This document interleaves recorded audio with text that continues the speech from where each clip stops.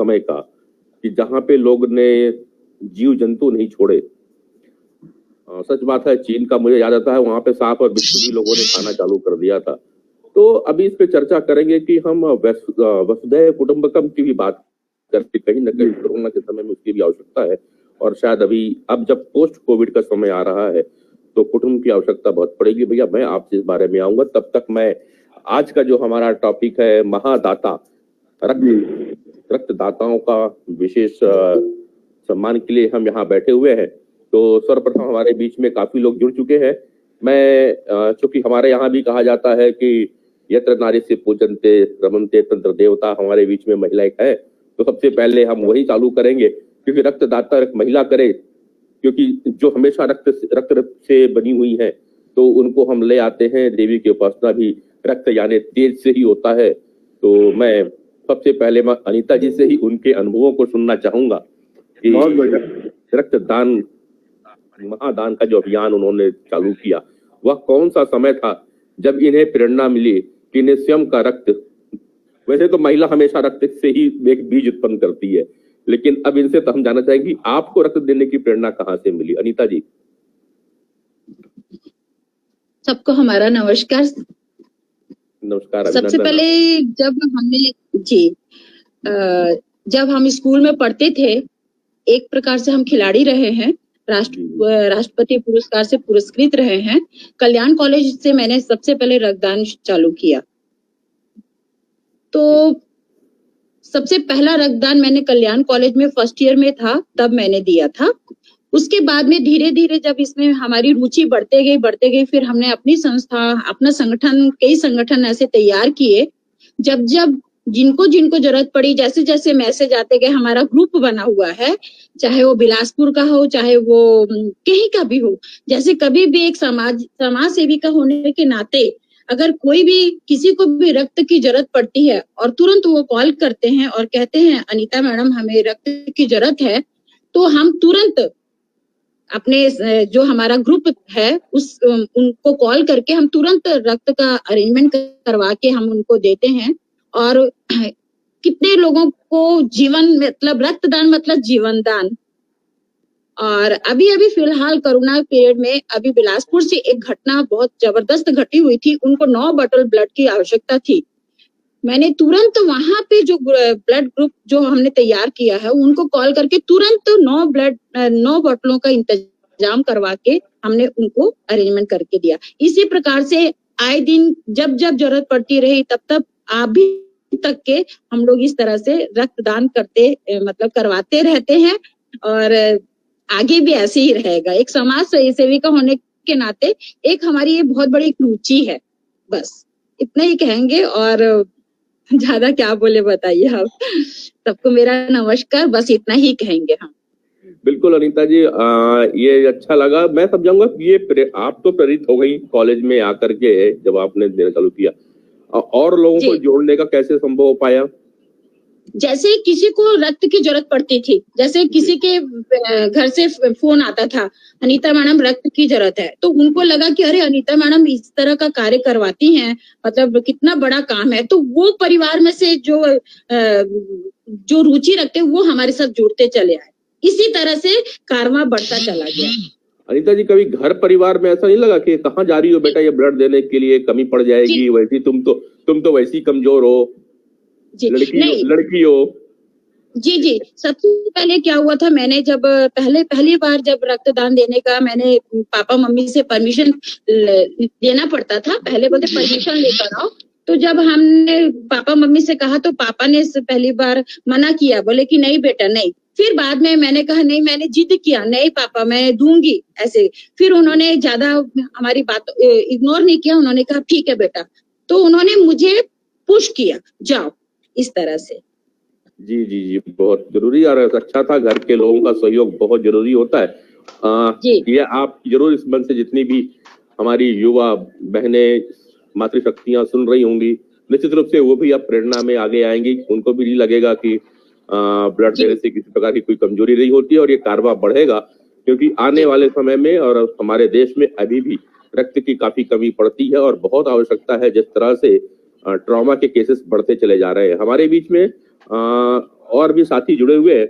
एक तरफ मैं चलता हूँ, मेरे पास में महेश जी, महेश शर्मनानी जी है। महेश जी, आपका परिचय जानने के लिए उत्सुक हैं हम लोग।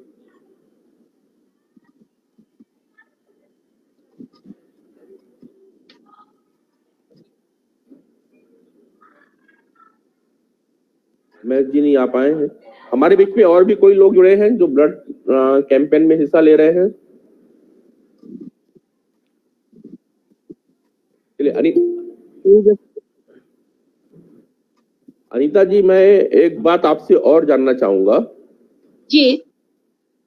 अभी तक आप लोग के माध्यम से कितने लोग ब्लड दे रहे होंगे, जिसमें लड़कियों की संख्या, महिलाओं की संख्या?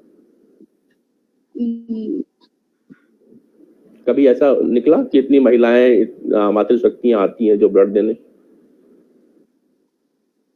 आती हैं, लेकिन जितनी हमको संख्या चाहिए फिलहाल उतनी नहीं है। अभी धीरे-धीरे हम बढ़ा रहे हैं उस चीज को जी। आगे हमारा प्रयास आगे बढ़ाने का है, फिर हम आपको एक अपना जो रहेगा बताएंगे। नहीं, मैं तो केवल इस चीज को ले रहा था, जिस तरह आप आगे बढ़कर कहनी हम लोग भी देख रहे हैं। मुझे भी याद आता है जिस कॉलेज से आपने पढ़ाई की है, जी, कॉलेज से आपने पढ़ाई की है, कभी उस कॉलेज का मैं भी छात्र रहा हूँ उस समय के लिए। और हम लोग जब ब्लड डोनेशन के ले जाते थे तो हमारी जितनी भी महिला मित्र थी वो सब दूरी चली गई थी, बोले हम नहीं जाएंगे। जी। तो वो समस्या है, हम लोग अभी भी जेल से आए हैं। जी। जैसे राजनीति फील्ड में भी रह के हमने रक्तदान दिया है, ऐसी बात नहीं है। राजनीति फील्ड में रह के भी हमने रक्तदान दिया है, फिर समाज सेविका उसमें भी रक्तदान दिया है। मतलब कि महिलाओं की संख्या सर काफी है, ऐसी बात नहीं है। महिलाएं बहुत उत्सुक रहती है और बोलते हैं मैडम हम देंगे, इस तरह से मतलब महिलाएं रेडी होती हैं। बिल्कुल। हम और भी किसी का चाहेंगे, हमारे बीच में कोई और भी रक्तदाता जुड़े हैं, महान दाता जुड़े हुए हैं, तो अपने व्यू शेयर करने के लिए आगे आ सकते हैं। किसी के पास में और शेयरिंग है?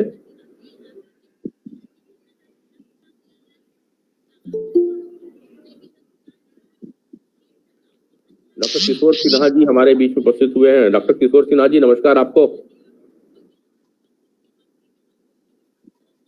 डॉक्टर सिन्हा जी, हेलो, मेरी आवाज नहीं पहुंच पा रही है माइक पे, या साहब लोग कहीं बिजी है? आ रही है आवाज? हाँ सर, अब आने लगी, आपकी आवाज आ रही है। आने लगी ना? हाँ, वो मोबाइल जी।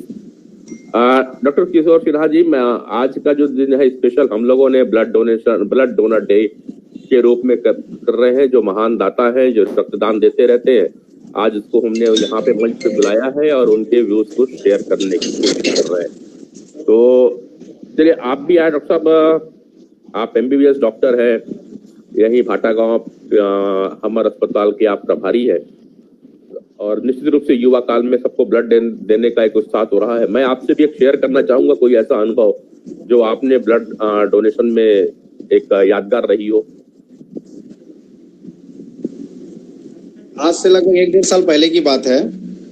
मेरा अस्पताल है संवेदना मल्टी स्पेशलिटी, वहां पे एक महिला है टिकरा द्वारा, उसका एक सीजर से ऑपरेशन हुआ और उसके बाद लगभग 8 बजे के आसपास उसको पोस्ट ऑफ में शिफ्ट किए। उसके बाद वहाँ उनके जितने भी रिश्तेदार आए थे वो 9 बजे के आसपास 9 साढ़े 9 बजे चले गए। उनके एक हस्बैंड और उनकी सासू माँ के अलावा कोई नहीं था। सडनली 11 बजे मैं अपने मित्र के पास, 10:30 बजे के आसपास मैं अपने मित्र के पास लग गया और उसी देर हमारी सिस्टर ने देखी जो है सडनली उसका बीपी फॉल हो गया है उसका 70/50 और वो चली गई PPH में, पोस्टमार्टम हेमरेज। और इतनी सडनली उनकी बीपी डाउन हुआ और बारिश हो रही थी, बारिश का मौसम है, जस्ट पिछले साल जुलाई की बात है, बारिश का मौसम है, कोई रिश्तेदार नहीं और उनको A पॉजिटिव ब्लड चाहिए था और कहीं पे अरेंज नहीं हुआ। 12:30 बजे रात को मैं और मेरा एक स्टाफ था, दोनों का A पॉजिटिव था। उनके कोई रिश्तेदार, उसके हस्बैंड A पॉजिटिव थे, उनके हस्बैंड ने किसी बीमारी का बहाना बना दिया और दिया नहीं उन्होंने। रात को 2:30 बजे आशीर्वाद ब्लड बैंक से मैंने और मेरे जो स्टाफ था, हम लोगों ने 2 A पॉजिटिव दिए। और सोचिए आप, हम लोग 2:30 बजे तक दोनों कुछ खाए पिए नहीं थे। एक्चुअल में उस दिन हमारी सीजर की भी सर्जरी थी और भी 1-2 सर्जरी थी, तो बहुत बिजी थे हम लोग। उसके बाद भी 2:30 बजे हम ब्लड लाए हैं, लगभग 2 बजे के आसपास ब्लड लाए हैं। ब्लड लगाने के बाद 3:15 बजे हम दोनों घर गए। तो एक बड़ी रोमांचक बातें हैं और मतलब अच्छा भी लगा हमें और तकलीफ भी हुआ। अच्छा इसलिए लगा कि हमने ब्लड दिया, मेरे साथी ने दिया, और बुरा इसलिए लगा कि उसके जो पति हैं उन्होंने बीमारी का बहाना बनाते हुए अपने पत्नी को ब्लड नहीं दिया। मैं नाम बताऊंगा तो कोई मतलब नहीं है, मैं आपको मंच पे नाम लेना उचित तो नहीं है, पर ठीक है। बट ऐसे लोग रहते हैं ये समाज में, तो ये बड़ी दुख की बात है। आप अभी भी देखेंगे किसी को भी ब्लड देने के लिए बोलो तो ब्लड कमजोरी आ जाएगी, बहुत काम करने हैं। तो जो ब्लड देने वाले लोग हैं उन लोग भी तो काम करते हैं जी, बिल्कुल भाई, फिर भी लोगों की मदद करते हैं। तो ये मानसिकता को बदलना पड़ेगा। लोग चाहते हैं दूसरे से उनको ब्लड मिल जाए, लेकिन स्वयं देने के लिए तैयार नहीं होते। तो इस मानसिकता के लिए प्रयास करना पड़ेगा। बिल्कुल। तो ऐसे ही आज इस मंच पे ऐसे ही लोग आ रहे हैं जो न केवल अपना ब्लड देते हैं साल में, बल्कि 2-2 बार, कई लोग 3-3 बार अपना रक्त देते हैं और दूसरे को भी प्रेरित करते हैं। और ऐसे हमारे बीच में काफी लोग हैं जो कि सैकड़ों लोग को प्रोत्साहित कर चुके हैं ब्लड देने के लिए। मैं इसी मंच पे अब दुर्ग के बाद चल रहा हूँ नवनिर्मित जिला करेला पेंड्रा मरवाही की ओर, जहाँ हमारे पास में रक्तदाता भी है और प्रेरक भी हैं, रक्तदान करने में प्रेरित भी करते हैं देवी प्रसाद सिंह जी को। मैं देवी प्रसाद सिंह जी को बुलाता हूँ और साथ ही शैलेश खंडेलवाल डॉक्टर साहब का। थोड़ा लेट हो गया यार, आज एक पेशेंट में फंस गया। ठीक है भाई साहब, बड़ी जल्द है। मैं देवी प्रसाद सिंह जी को मंच पे ले रहा हूँ। देवी जी नमस्कार, आपको अभिनंदन है आपका। देवी जी, आप तक मेरी आवाज पहुंच रही है कि?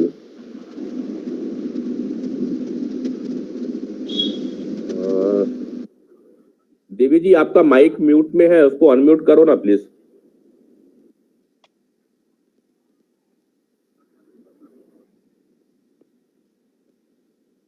देवी सिंह जी,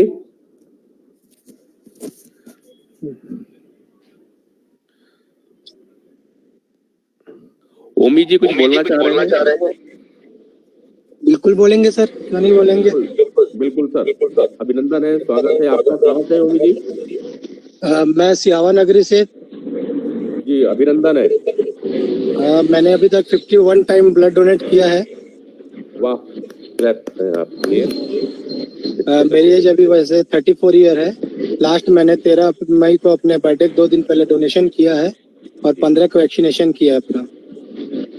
मैं ये चाहूंगा कि जैसे कि हमारे यहाँ रायपुर में हम ब्लड डोनेट करते हैं ना जी, उसके बाद हम जैसे मरीज को तो दिला दिए ब्लड, बट कुछ ब्लड बैंक जो ऐसे हैं, मैं नाम नहीं लेना चाहूंगा, जो डिपॉजिट के नाम से 1000 रुपए लेते हैं जी, यानी कि 1450 की जगह 2500 रुपए लेते हैं, डिपॉजिट है ना। मैं धमतरी जिले से भी बिलोंग करता हूँ और रक्तदान ग्रुप है हमारा धमतरी, है ना, उसमें भी मैं अटैच हूँ। रायपुर में भी बहुत से ब्लड ग्रुप है, ब्लड बैंक है जहाँ से मैं डोनेशन करता हूँ। तो कई जगह मैंने ये देखा है कि 2500 रुपए पेशेंट से लिया जाता है। अगर उनको कुछ बोलो तो वो ये कहते हैं कि हम मोटू इसलिए ले रहे हैं ताकि सामने वाला डोनेशन करे तो हम उसको 1000 रुपए रिफंड कर देंगे। बट आज के डेट में जागरूकता इतनी कम है, उसका इतना प्रयास के बाद भी आज भी जागरूकता इतनी कम है कि लोग 1000 रुपए ऊपर देने के लिए तैयार हैं, ब्लड अपने परिवार में ब्लड देना नहीं चाहते। उनका कहना है हम कमजोर हो जाएंगे, अगर हम ब्लड देंगे तो हम अपने मरीज को कैसे देखे रेख करेंगे। भाई अभी मेरे यहाँ पापा को कैंसर की प्रॉब्लम है, मैं संजीवनी में 2 महीने तक था, वहाँ जितनी भी रिक्वायरमेंट आई मैंने पूरी करवाई वहाँ पे 2 महीने तक। और आज भी मैंने एक पेशेंट के लिए वहाँ पे 8 प्लाज्मा, 4 प्लेटलेट और 2 यूनिट ब्लड अरेंज कराया है। तो हम ये चाहते हैं जब हम ब्लड दे रहे हैं तो मरीज तक वो सही रेट में पहुंचे, ताकि इससे क्या होता है, हम जो संस्था चला रहे हैं बदनामी हमारे ऊपर आती है। हमने इतने में ब्लड लिया, है ना, वो बदनामी हमारे ऊपर आता है ना, तो दूसरे का ठीक रहा हम अपने सर में क्यों फोड़े भाई। बिल्कुल सही है, बिल्कुल सही है। आज हम इतना डोनेशन करते हैं, लोग बीच रोड में बदनाम करते हैं, अरे तो दलाल है, खून बेचता है, 10,000 रुपए लेता है, 5,000 लेता है। हम सीधा एक लाइन में बोलते हैं, अरे बोलने से कुछ नहीं होगा, आप ऐसा कोई एक पेशेंट ला के दिखाओ हमको जिसने हमको 1 रुपए भी दिया हो, या जिसके कॉपी, आज तक मैंने 51 यूनिट ब्लड डोनेट किया है ना जी, उसमें से कोई एक बंदा आके मेरे को ये बोले ना कि मैंने अपने पैसे से आपको कॉफी पिलाया है। हम तो हमारे कॉफी की जो पर्ची भी मिलती है ना, हम बंदे को दे देते हैं, आप अपने पेशेंट को जाके पिला दो। जी, तो ये चीज होना चाहिए। कोई भी रक्तदानी ना कभी भी पैसे के लालच में या किसी भी इनकम अफसोस के लालच में ब्लड डोनेट नहीं करता है। जहां तक मैंने देखा है, हजारों लोगों को मैंने डोनेशन करवाया है, लेकिन जो ये बदनामी जब हमारे ऊपर आती है, आज मैं आपको डंके की चोट में बोलता हूँ, अगर आपने किसी के लिए 100 बॉटल ब्लड अरेंज किया है ना, तो वापस आपके पास सिर्फ एक कॉल अगर आ गया तो आप बहुत किस्मत वाले हैं कि उसने आपको धन्यवाद बोल दिया। बिल्कुल सही कह रहे हैं ये बात। ये इसलिए नहीं होता क्यों, अगर उसको फ्री में या 1450 में ब्लड मिलता तो 100 में 100 कॉल आपके पास आते, लेकिन वो 2,500 3,000 में अगर ब्लड ले रहा है तो आपको किस बात का धन्यवाद ज्ञापित करेगा भाई वो? क्यों, उसने तो पैसे में खरीदा, उसके दिमाग में तो एक ही चीज चल रहा है ना कि उसने पैसा दिया तब उसको ब्लड मिला है। उसको ये तो नहीं मालूम कि हाँ कि ओमी भैया ने दिलाया, फलाने संस्थान मेरे को दिलाया, हाँ कि नॉर्थ ईस्ट फाउंडेशन ने दिलाया, जिसने भी दिलाया उसके दिमाग में फिर ये नहीं चलता। उसको सिर्फ ये लगता है कि मैंने पैसा दिया तो मेरे को ब्लड मिला। तो ये चीज जो है ना, ये समाप्त होना चाहिए हमारे देश से। बिल्कुल ताकि हम खुल रक्तदान भी करें और हमारे ऊपर बदनामी भी ना आए। बिल्कुल ओमी जी। जी डॉक्टर शैलेश खंडेलवाल जी, जी, एक तो बड़ा, एक तरफ हम लोग अपने समझते हैं रक्तदाता महादाता है, महादानवीर है, ऐसा बहुत सारी बातें हम करते रहते हैं, लेकिन एक पीड़ा भी है और ये बात सच है कि जो हमारे रक्तदाता होते हैं उन्हें फिर जब ब्लड बेच दिया जाता है, कहा जाता है कि ब्लड बिक भी जाता है, और गाये बगाए ये खबर पब्लिक के पास से अपने पास भी आती है कि कई ब्लड बैंक जो हैं वो ब्लड की जो गवर्नमेंट की जो तय कीमत है उससे कहीं ज्यादा रेट लेकर के बेच दिया करते हैं। और इसका आरोप ब्लड बैंक को नहीं लगता, बल्कि ब्लड जो डोनर है, जो दाता है, उनके ऊपर लगता है कि जब वो भीड़ इकट्ठा करके, मोटिवेट करके 15 लोग, 20 लोग, 50 लोग को ब्लड डोनेट करने के लिए प्रोत्साहित करते हैं, तो कुछ पब्लिक उन पे आरोप लगाने लगती है, अरे यार ये तो दलाल है और खून की दलाली खाता है, पैसा लेता है। ये बातें भी सुनने में आती है। आपसे एक प्रकाश चाहेंगे डॉक्टर शैलेश खंडेलवाल जी इस विषय पे। देखिए क्या है, अपने देश में ना ब्लड देने में और ब्लड लेने में बहुत जागरूकता की कमी है। ब्लड बैंक्स जो भी चल रहे हैं, ये बहुत बड़ा सच्चाई है कि जो ब्लड डोनेशन वाला तो अपना डोनेशन देके चले गया। जैसे विश्व रक्तदान दिवस हुआ, कितने हजारों ब्लड डोनेट हो गए। अब ब्लड बैंक की जिम्मेदारी बनती है कि जो डोनेटेड ब्लड आया है उसको 1450 रुपए में वो दे। उसके बाद तो ब्लड है ना, कहीं से भी डोनेट हुआ, अब वो 1,000 रुपए लेता है कि आप 1,000 रुपए दे दें, तो हम आपका जब डोनर आएगा तो हम देंगे। तो अपने क्या देश में जागरूकता, जैसे कई बार वैक्सीनेशन में भी कल बात हुई थी, जागरूकता बहुत जरूरी है कि ब्लड कहाँ से मिलना चाहिए, कहाँ मिलना चाहिए। अब मेघालय का ब्लड बैंक बहुत बड़ा है, वहाँ रेड क्रॉस में हजारों लोग डोनेट करते हैं, तो ब्लड बैंक की भी जिम्मेदारी बनती है कि भाई जो डोनेशंस के ब्लड आ रहे हैं उसको बस टेस्टिंग का पैसा लेके हम जनता तक पहुंचाएं। तो 1450 रुपए तो आपको मिल ही रहे हैं, जो टेस्टिंग वो तो आम आदमी दे ही रहा है। तो सच्चाई है बहुत बड़ी, कोई देना नहीं चाहता, तो झंझट से मुक्ति मिले। हमको 2,500 मिल रहा है, मिल जाए, साला कहाँ लगा है। जो ब्लड लेने जाता है ना, वो इस चक्कर में रहता है कि डोनेशन ना दे। तो बहुत बड़ी जागरूकता कभी जो नरेंद्र है, अब इसका फायदा हजारों लोग उठा रहे हैं, पर जो अपने वॉलेंट्री डोनर्स हैं वो तो बेचारे ब्लड देते ही है ना। जो बेचारे स्वेच्छा से युवा दे रहा है, भारतीय जनता पार्टी के या कांग्रेस के जो भी युवा मोर्चा कार्यकर्ता दे रहे हैं, किशोर सिन्हा जी भी देते रहते हैं, आप भी देते रहते हो। तो एक नैतिक जिम्मेदारी अपने को समाज में जागरूकता अपन इस मंच से लाएं तो बेहतर रहेगा। ओवर टू नरेंद्र या डॉक्टर किशोर सिन्हा। मैं बोलना चाहता हूँ, एक्चुअल में क्या है ना, ये मानसिकता की बात है, इसको समझने की जरूरत है जी। शैलेश सर, इसको समझने की जरूरत है। एक्चुअल में क्यों लेता है ब्लड बैंक, इसको मैं आपको समझा रहा हूँ, और क्यों लेते हैं और लेना भी चाहिए, मैं आपको समझा रहा हूँ। अगर 1450 तो टेस्टिंग का रेट है, जो टेस्टिंग होती है ब्लड को क्रॉस मैचिंग के पहले, उसकी रेट है 1450। और अगर उनकी ब्लड बैंक जो बैंक का कॉस्ट है, वो ब्लड डोनेशन करवाता है, कैंप ऑर्गेनाइज करता है, एक व्यवस्था करता है, कहीं पे उनके पूरे अरेंजमेंट है, टेक्नीशियंस को पैसा देता है, ट्रांसपोर्टिंग का पैसा देता है, पूरा एक ऑर्गेनाइज करता है, कहीं पे संस्था रहता है, उनको वो गिफ्ट है, मोमेंटोज है, वो पूरे देते हैं। तो वो चीजें कहाँ से मैनेज करेगी ब्लड बैंक? मैं ब्लड बैंक का सपोर्ट नहीं कर रहा हूँ, लेकिन मैं आपकी बात का जवाब देना चाहूँ। हाँ, लेकिन अगर वो उसमें रहता है, अगर सबको 1450 में मिलने लगे ना सर, एक भी इंसान जो है ब्लड डोनेट नहीं करेगा। अभी मैं आपकी बात का जवाब देना चाहूंगा। किशोर जी, अभी ओमी जी लोगों को जवाब लगता दे है रहे हैं। कि हम 1000 रुपए एक्स्ट्रा देते हैं तो कहीं से अपने लोगों से अरेंज करके ब्लड डोनेशन किया जाए। दूसरी बात, जो कंटिन्यू ब्लड डोनेशन कराते रहते हैं उनको पर्ची मिलती है, स्लिप। जैसे अगर मैंने 5 डोनेशन करा दिया ब्लड बैंक में, तो मेरे पास 5 स्लिप रहेगी। मैं किसी भी दूसरे व्यक्ति को 5 ब्लड वो मैं 1450 में दिलवा सकता हूँ। तो जो भी ब्लड डोनेट करते हैं उनको जरूर एक रखना चाहिए कि मैंने ब्लड बैंक में इतना कराया, और एक क्रेडिट वाली जो स्लिप होती है वो जरूर रखना चाहिए, ताकि वो भविष्य में अपने रेफरेंस पे किसी को 1450 रुपए में ब्लड दिलवा सके। चलिए, मैं यहाँ पे ओमी जी अब कुछ बोलना चाह किशोर जी, तो वो किशोर ब्लड जी, बैंक वाले मुझे एक पर्ची दिए रहते हैं, मैं उनको 1450 में बोलता हूँ, 1450 में वो ब्लड देते हैं। किशोर जी, ओमी जी कुछ बोलना चाह रहे हैं। ओमी जन के एक बार फिर से बात ले लेता हूँ, फिर आपसे उसी प्रश्न पे आएंगे। हाँ ओमी जी बोलिए।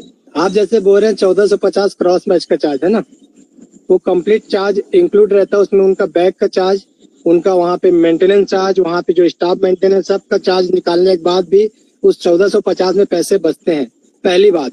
दूसरी बात, ब्लड से प्लाज्मा और प्लेटलेट अलग निकाले जाते हैं, उसके जो चार्ज लेते हैं 400 रुपए या 300 रुपए, वो उनका एक्सेस खर्च बचता है ना। हम सिर्फ 1450 को देख रहे हैं, प्लस उसके साथ उसने प्लेटलेट निकाला, 400 रुपए प्लेटलेट का हो गया, प्लाज्मा दिया 300 रुपए प्लाज्मा का हो गया, 700 रुपए और प्लस हो गए। इतना पैसा मेरे ख्याल से सफिशियंट है उनको अपने ब्लड बैंक को मेंटेन करने के लिए। और गवर्नमेंट ने 1450 जो चार्ज रखा है वो क्रॉस मैच का मैं मानता हूँ, लेकिन उसमें उनका बैग चार्ज, डोनेशन चार्ज, वो स्टाफ का मेंटेनेंस, हर चीज मेंटेनेंस होता है ना। इस बात को आप समझिए। वो तो होगा ही। नहीं, आपने, मैं ये नहीं बोलता कि गलत, 1450 के बाद 1000 की पॉलिसी मुझे गलत नहीं लगती, लेकिन वो उस कंडीशन में जब ईमानदारी से मरीज का जब अटेंडर आके ब्लड डोनेट करता है वो अपना 1000 वापस लेने के लिए, तो क्या होता है, यहाँ तो सगे बाप के लिए ब्लड नहीं मिलता है। आपको एक किस्सा सुना रहा हूँ मैं रायपुर का। 23 साल का जवान लड़का एक्सीडेंट हुआ, उसका फादर प्योर ब्राह्मण, pure vegetarian, AB negative blood group. हमने अरेंज कराने का प्रयास किया, एक मुसलमान बंदे ने आके ब्लड देने की कोशिश की, उसके बाप ने हमको ऐसा जवाब दिया कि ऐसा लगा कि हम उस दिन से रक्तदान बंद कर दे। उसका बाप बोला मेरा इकलौता बेटा है, वो मर जाए लेकिन मैं मुसलमान का खून नहीं चढ़ाऊंगा। ऐसे भी लोग हमारे दुनिया में भरे पड़े। उसको पता कैसे चला? ब्लड तो आएगा, ब्लड बैंक उसी हॉस्पिटल में है जहाँ पे उसका फादर खड़ा था और मुसलमान डोनेट करने आया था, दोनों प्रेजेंट में थे, तो कैसे पता नहीं चलेगा। और वो AB निगेटिव स्टॉक पे नहीं रखा जाता है, तत्काल अरेंज करो, तत्काल दो। निगेटिव ग्रुप की यही खासियत है कि आप तत्काल अरेंज कराइए और तत्काल दीजिए, क्योंकि 30 दिन का। और आप मेकाहारा की बात की ना, मेकाहारा से आपको अंदर की बात बता रहा हूँ, महीने में ब्लड फेंका जाता है वहाँ पे। आपके पास सोर्स है तो आप कहीं से जानकारी निकालिए, वहाँ से कई ब्लड है जो फेंके जाते हैं। बीच में इसका वीडियो भी वायरल हुआ था। वो तो कुछ ब्लड तो एक्सपायरी होंगे ही होने के लिए, लेकिन अगर आपके पास एक्सेस मरीज है तो आप विदाउट डोनेशन, है ना, विदाउट आप तकलीफ उसको इजीली आप मुहैया कराइए ना। आज हमारे धमतरी जिले में 2 यूनिट अगर ब्लड बचा हुआ है और तो उसका पेशेंट आ गया तो उसको बिना डोनेशन के भी ब्लड दिया जाता है। कहने का मतलब प्रेजेंट में अगर आप गवर्नमेंट में चला रहे हैं तो आप गवर्नमेंट का ब्लड को तुरंत दीजिए मरीज को, किसी के मरने का इंतजार मत कीजिए, तुरंत उसको ब्लड प्रोवाइड कीजिए। खराब होने तक आप वेट मत कीजिए। हैसियत नहीं है कि अपने मर्जी से वो ब्लड दूसरे को दे सके। हाँ, शासन के स्तर पे पॉलिसी बनेगी तो चलिए ओमी जी इस प्रश्न का जवाब दे दूं मैं। क्योंकि वो 900 बिस्तर के अस्पताल है, उनके लिए चीजें जो वो अपने स्टॉक में रखते हैं ताकि अपने मरीज को तकलीफ ना हो। हाँ, लेकिन शासन के स्तर पे ऐसा होना चाहिए कि एक्सेस होता है तो उनको दे सके, लेकिन वो मेकाहारा प्रशासन अपने से डिसाइड नहीं कर सकता। चलिए विषय को और आगे चलते हैं। हमारे पास में और भी लोग होंगे जिनसे चर्चा करना चाहिए। कोई और भी रक्तदाता है? कोई और भी रक्तदाता है जो इसमें भाग ले? मैं अनीता जी हाँ मैं अपना संस्मरण सुनाऊं करना रह दिया। अरे भैया बस धन्यवाद भैया, आप बिल्कुल एक संस्मरण आपका भी चाहेंगे। हाँ, मैंने भी अभी तक 11 बार रक्तदान किया है। जी भैया, जो समस्या भाई साहब बता रहे हैं बिल्कुल सही है। वो हमने भी एक मोहल्ले में युवाओं का कैंप लगा के उनके नाम रजिस्टर किए थे और जो डोनर थे उनको हम भेजते थे हॉस्पिटल से। ऐसे ही पेरेंट्स हैं, बिल्कुल सही बोले, ऐसे भी उनके घर के लोग हैं। एक बार तो बड़ा मजेदार वाक्य हुआ, हम रजिस्टर लेके बैठे थे, वो आया बोले सर हमको ब्लड चाहिए, अभी रिश्तेदार भर्ती है। ये करीब करीब 25 साल पहले की बात है। उग्रापारा का इलाका जो स्लम एरिया है उधर ही हमने चलाया था। गरीबों को जरूरत पड़ती है तो आप इस में बैठे थे, थोड़ा रजिस्टर लेके बैठे थे, तो आया बोले सर ब्लड चाहिए हमको, बी पॉजिटिव चाहिए। तो मैंने कहा उनके रिश्तेदार आप हैं क्या? बोले हाँ मैं उसका बड़ा भाई हूँ। बोला आप लोग पहले दिए क्या? आप लोग अभी जांच कराए क्या? बोले मेरा सी ग्रुप है। मतलब तुरंत सी ग्रुप है बोलता है वो। अच्छा, मतलब नहीं देने के बहाने देखिए। एक ऐसा आया, वो सोचा कि हम लोग स्टॉक में रखें, आप टीपा में रखें ब्लड, उसको निकाल के दे देंगे, जल्दी ले जाएगा, लगा देगा। मतलब जानकारी का अभाव और डर। जैसा कि डॉक्टर किशोर अभी कह रहे थे ना कि भाई में घर वाले खड़े रहेंगे मूक दर्शक, लेकिन तू ब्लड देने नहीं जाएगा। और धमतरी का जो भाई साहब अनुभव बता रहे हैं बिल्कुल कठोर अनुभव है ये। बीच में जो पैथोलॉजिकल लैब है, ब्लड बैंक के लोग हैं, उनको भी थोड़ी उदारता दिखानी चाहिए। प्रॉफिट ऑफ मार्जिन कम करके मानवता के नाते ज्यादा से ज्यादा ब्लड देना चाहिए। मैंने भी जितने बारी ब्लड दिया है थ्रू एजेंसी दिया है, तो एजेंसी अपना चार्ज पूरा लेती है, इसलिए जो खरीदने वाला है, जो ले जाने वाला है, उसको दानदाता से कोई मतलब नहीं होता। कभी कभी ऐसा हुआ है कि हॉस्पिटल वालों ने कहा है पेरेंट्स को जाके आप डोनर लेके आइए, तो जो उसके साथ गया है उसने जो डोनेट किया उसको जरा लगा कि हाँ मेरे साथ जाके रक्त दिया और मुझे दुर्लभ ब्लड नेगेटिव का ग्रुप मिल गया, तो उसको थोड़ा वो तो मानता है कि भैया मुझे मिल गया, जान बची मेरे दिया। पर घर के लोग आगे नहीं आते ब्लड देने के लिए। जी थैंक यू सर, ये मेरा अनुभव था। जी आप रुकेंगे अजय भैया, अभी आपसे मुझे और भी चर्चा करनी है।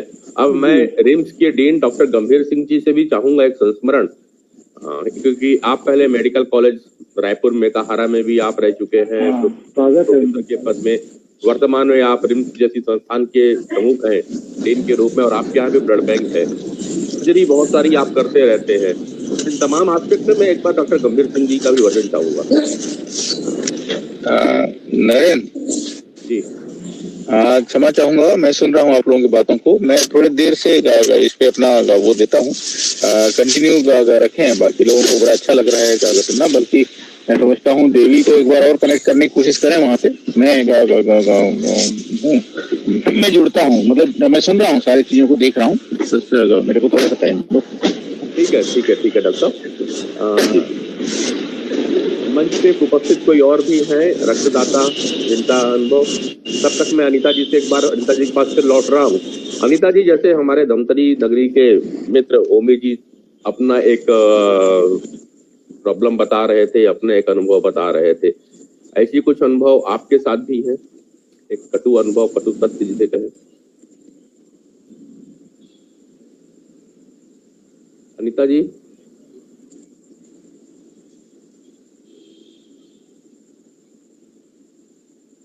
गोरेला पिंडा मरवाई से देवी जी आ चुके हैं। हाँ अनीता जी, आवाज आ रही है? जी आ रही है जी। देवी भैया आप 2 मिनट रुकिएगा, मैं अनीता जी से एक बात कर लूं, फिर आपके पास असल में जी प्रणाम, नमस्कार, अभिवादन।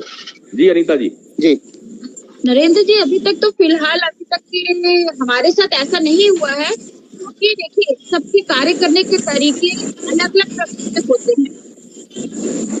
थोड़ा सा मैं आपको ये बता कि जैसे कभी भी इस तरह का जैसे कुछ भी हुआ, जब हम मौजूद होते हैं, जैसे कुछ भी अगर कोई चीज करना भी चाहेंगे नहीं कर पाते हैं। कहने का मतलब फिलहाल हमारे साथ ऐसा कभी हुआ नहीं है। हेलो जी हेलो? जी सुन रहा हूँ मैं आप जी जी बिल्कुल आपकी आवाज आ रही है। हाँ जी आपकी आवाज आ रही है, सुन रहे हैं हम लोग। जी जी चलिए। ऐसा फिलहाल हाँ, अब हुआ नहीं हमारे साथ में।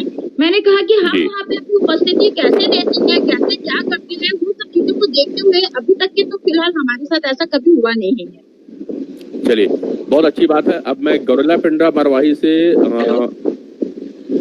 हेलो देवी सिंह जी को आमंत्रित कर रहा हूँ। वो अपने एक अनुभव हमारे साथ साझा करेंगे कि इस वनांचल क्षेत्र में वो कैसे काम कर रहे हैं। वनांचल क्षेत्र की बड़ी तकलीफ होती है जब शहर के लोग इतने जागरूक नहीं है, तो उस वनांचल जो दूरस्थ जंगल में बैठे हुए लोग हैं उन्हें प्रोत्साहित करके ब्लड दिवाना भी एक बड़ी समस्या ही होती है। मैं देवी जी से कुछ अनुभव चाहूंगा। जी, आप सभी को सादर प्रणाम, नमस्कार।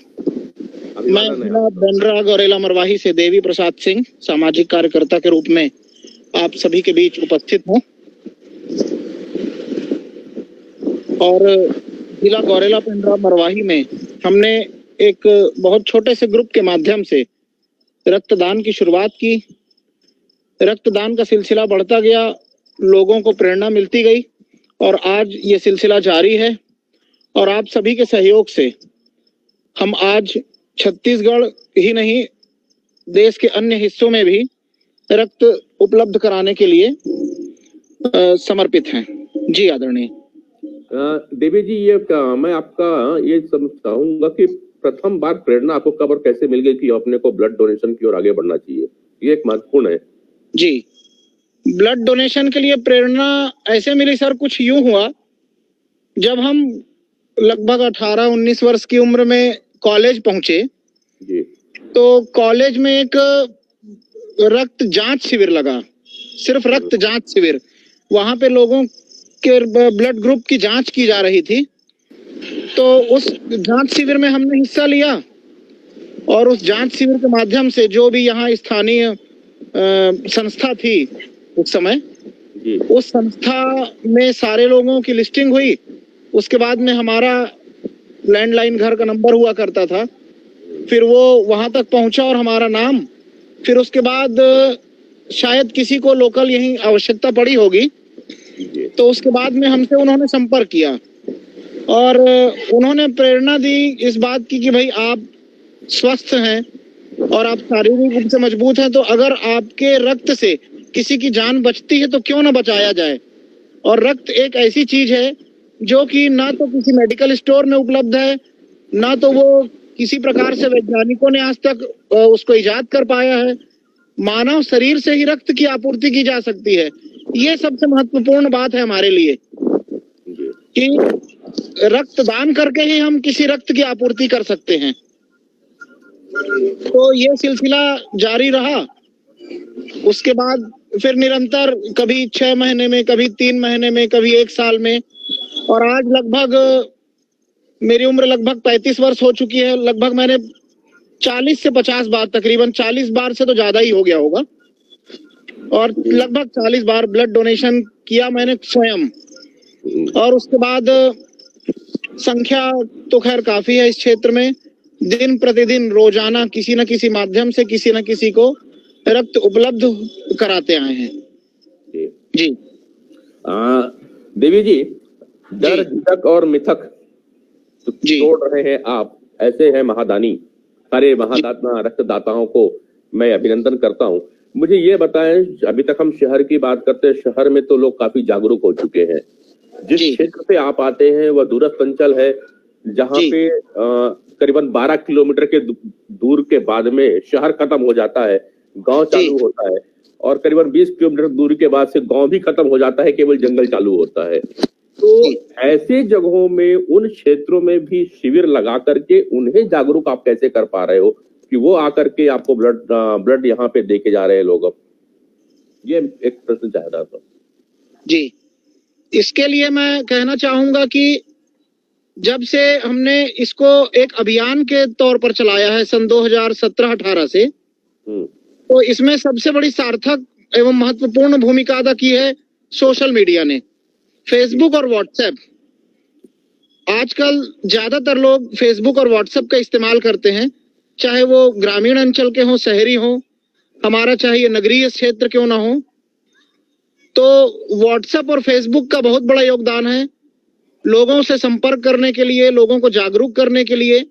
और कहीं ना कहीं मैं समझता हूं इस चीज के लिए कि अगर कोई रक्तदान करता है तो उस रक्तदान के साथ साथ उसको फेसबुक या व्हाट्सएप में प्रचारित करके हम अन्य लोगों को जागरूक भी कर सकते हैं और इससे उनका मनोबल भी बढ़ता है, हौसला बढ़ता है और उनको खुद को भी अच्छा लगता है कि हाँ आज मैंने रक्तदान किया है और इस रक्तदान के माध्यम से उनको फील गुड का एहसास होता है। तो इसलिए ये बहुत महत्वपूर्ण चीज है। जी जी जी बिल्कुल।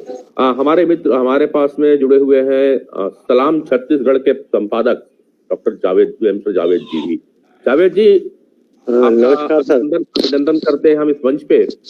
और एक संस्मरण हम जरूर चाहेंगे आपसे, क्योंकि एक पत्रकार की भूमिका, एक संपादक की भूमिका बहुत होती है।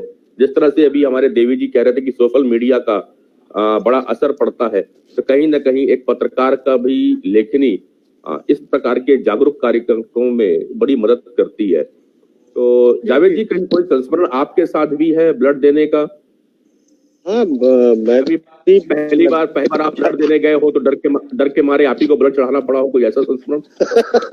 नहीं, ऐसी कंडीशन तो नहीं आई है, लेकिन हाँ ये है कि ब्लड में लगभग अभी तक में लगभग 12-14 बार दे चुका हूँ और खास तौर पे मैं मेकाहारा में ही 2-3 बार दिया हूँ और 1-2 बार ये नर्सिंग होम्स में भी कहीं जरूरत थी तो वहाँ पे दिया हूँ। और एक बार जो है सोशल मीडिया के माध्यम से मेरे को जो जानकारी मिली थी तो उनको दिया था। तो सोशल मीडिया वाकई में मतलब इसमें इस कार्य में बहुत बड़ी भूमिका निभा रहा है।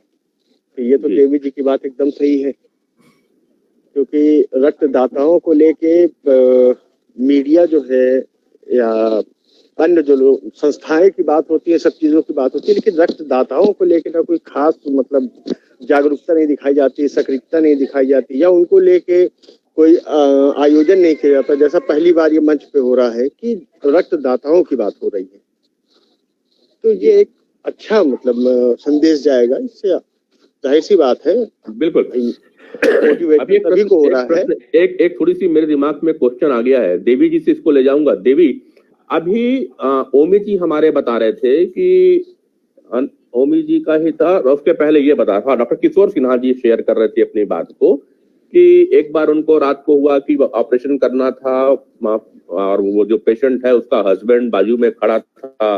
ब्लड देने को डॉक्टर साहब ने बहुत समझाया, लेकिन वो कई प्रकार के बहाने करके चला गया और ब्लड नहीं दिया। अल्टीमेटली ठीक है, कहीं ना कहीं से तो हो गया, ब्लड मिल गया, पेशेंट की जिंदगी बच गई। ये समस्याएं तो कहीं ना कहीं आप लोग के पास भी आती होगी देवी जी। माइक म्यूट में है देवी जी। जी क्योंकि आप लोग वनांचल क्षेत्र में है और ये सब बातें जो आती हैं गरीब तबके की, स्लम एरिया की और वनांचल क्षेत्र से आती हैं जी। तो ऐसी कंडीशन में ये समस्याएं तो आपके पास भी आती होंगी। इसको कैसे आप लोग प्रोत्साहित कर रहे हैं लोगों को? ये वास्तव में इस क्षेत्र के लिए खासकर हमारा जिला गौरेला पेंड्रा मरवाही आदिवासी बाहुल्य क्षेत्र है और इस क्षेत्र में गरीब तबके के ज्यादातर पेशेंट होते हैं, ग्रामीण लोग होते हैं, ज्यादातर लोग ऐसे होते हैं। मेरे साथ कई बार ये वाकया हुआ, लोगों को मैंने कहते हुए सुना कि अरे बाबू हम तो काम करा था, हमारे में तो खून के कमी हो जाही, हमन देवो खून। तो इस तरह की भी वो बात करते हैं। वो बोलते हैं कि बाबू हम लोग तो मजदूरी करने जाते हैं, हम लोग कैसे ब्लड डोनेट करेंगे। फिर थोड़ा सा सबसे बड़ी चीज पर्सनल काउंसलिंग की आवश्यकता है। उनको साथ में बिठा के और रक्तदान जो करते हैं उनको रक्तदान करते हुए दिखाया जाए और रक्तदान की पूरी प्रक्रिया को वो समझें। और जब ये होता है कि उनका कोई अपना उस पीड़ा से गुजर रहा होता है तो उस चीज को वो गंभीरता से समझ पाते हैं कि वास्तव में जो चीज मैंने कही कि उनको उनके दिमाग में ये बैठाना बहुत जरूरी हो जाता है कि रक्त जो है किसी न किसी इंसानी शरीर से निकल के ही वो किसी इंसान के काम आएगा। लोगों की धारणा ये होती है कि फलाने पांडे जी को बोल देंगे तो वो खून दिलवा देंगे। उनको कई बार ऐसा लगता है कि खून शायद कहीं बाजार में मिलता है या कोई इस गलतफहमी में जी रहा होता है कि ब्लड बैंकों में ब्लड मिलता है। तो इन सारी चीजों को बहुत धीरे धीरे उनको व्यक्तिगत रूप से भी समझाना पड़ता है, उस प्रक्रिया से पर्सनली उनको रूबरू कराना पड़ता है। इसके साथ में और भी बहुत सारी चीजें होती हैं कि जैसे मैंने बताया कि कुछ बहाने करके उस जगह से चले जाना या उस चीज को, पेशेंट को ब्लड लगाने की प्रक्रिया को कुछ दिन के लिए टाल देना, बहुत सारी दिक्कतें हैं। लेकिन धीरे धीरे लोग जागरूक हो रहे हैं। सबसे बड़ी चीज की जो युवा पीढ़ी है, जो वर्तमान में 17 से 25 के जो लोग हैं, जो यंग बॉय हैं, जो यंग लड़के हैं या जो भी हैं, मतलब लड़के लड़कियां सारे लोग हैं, तो उसमें उनको ये एहसास है इस बात का। और सोशल मीडिया के साथ साथ आजकल गूगल गुरु सबका ज्ञानी है, तो उनको इस चीज को बताना पड़ता है कि आप अपने फोन में गूगल में सर्च कीजिए रक्तदान करने के क्या क्या फायदे हैं। हम जितनी चीजें बता पाते हैं उसके साथ साथ गूगल से सर्च करके कि रक्तदान करने से हमेशा शरीर फिट रहता है, शरीर में जो भी कमियां हैं वो उसकी भी जानकारी लग जाती है। कुछ लालच भी, जैसे कई बार ये हो जाता है कि जैसे जो लोग बिल्कुल अज्ञानी हैं उनको ये बताना पड़ता है कि भाई रक्तदान आप करवाओगे, आपके बॉडी में या शरीर में जितना भी अतिरिक्त एक्स्ट्रा खून है या जो भी खराबी है वो भी निकल जाएगी, आपका शरीर साफ हो जाएगा। भाई जैसे गाड़ी की सर्विसिंग अपन कराते हैं, भाई इंजन ऑयल तो बदलते ही है ना, तो ये छोटे छोटे लोकल उदाहरण देके उनको समझाना पड़ता है इस बात को। तो कहीं ना कहीं लोग समझते हैं और उनको ये भी समझ में आता है कि रक्तदान के बहाने आपके शरीर की पूरी लैब की जांच हो जाएगी, आपके शरीर में किस चीज की कमी है, आपको क्या चीज ज्यादा है, क्या चीज कम है। जितनी जांचें होती हैं वो सारी जांचों की रिपोर्ट भी मिलेगी आपको, उसका भी पैसा आपको अलग से नहीं देना पड़ेगा। और बहुत सारी चीजें हैं। बिल्कुल सही कह रहे हैं। रक्तदान करने का कम से कम एक फायदा तो जरूर है कि बीमारी होने के पहले हमें पता चल जाएगा कि बीमारी है कि नहीं है। बीमार होने के पहले बीमारी का पता चल जाता है, क्योंकि जब भी आप ब्लड डोनेट करने जाते हैं तो आपके शरीर की लगभग तमाम जांच कर ली जाती है और कम से कम ब्लड की जांच तो कर ही ली जाती है। तो और भी तो नहीं तो कम से कम वो लोग जो कि 40 के ऊपर है और आज की जो लाइफ स्टाइल है जिसमें डायबिटीज हो रही है, हाइपरटेंशन बढ़ रहा है, तो कम से कम रक्तदाताओं का ही तो मालूम चल जाता है कि इसको डायबिटीज है कि नहीं है, हाइपरटेंशन है कि नहीं है। और शायद मेरा अनुभव भी इस बात का है कि जो लोग लगातार ब्लड देते रहते हैं वो कम से कम शुगर की बीमारी से बचे रहते हैं, उन्हें कम होता है। एक चर्चा हमने यहाँ पे रायपुर के प्रसिद्ध ब्लड बैंक है, सिटी ब्लड बैंक के डॉक्टर मनोज लांझेवार जी से चर्चा की थी और उन्होंने इस बात की पुष्टि भी कही थी कि कम से कम हार्ट अटैक का खतरा तो बचा ही रहता है। और अभी को नाम बताना चाहूंगा, ऐसा ही एक वाकया हुआ था हमारे साथ में। हमारे डोनर हैं थोड़ा सा ओमी जी कुछ कहना चाह रहे हैं, मैं ओमी जी के साथ में एक बात ले लेता हूँ फिर लौटता हूँ आपके पास में। जी ओमी भाई। सर मैं इस मंच के माध्यम से एक बात अपना शेयर कर रहा हूँ जी। मैंने अभी इस सीजन में 700 प्लस कोविड पॉजिटिव पेशेंट के संपर्क में हूँ जी, है ना। 32 डेड बॉडी मैंने स्वयं अपने हाथ से जलाई है जी। 40 लोगों को पॉजिटिव को अपने कार से हॉस्पिटल पहुंचाया है जी हाँ। प्लस 45 टाइम मेरा कोविड टेस्ट हुआ है। अच्छा। और आप सभी के आशीर्वाद से मैं अभी तक सुरक्षित हूँ।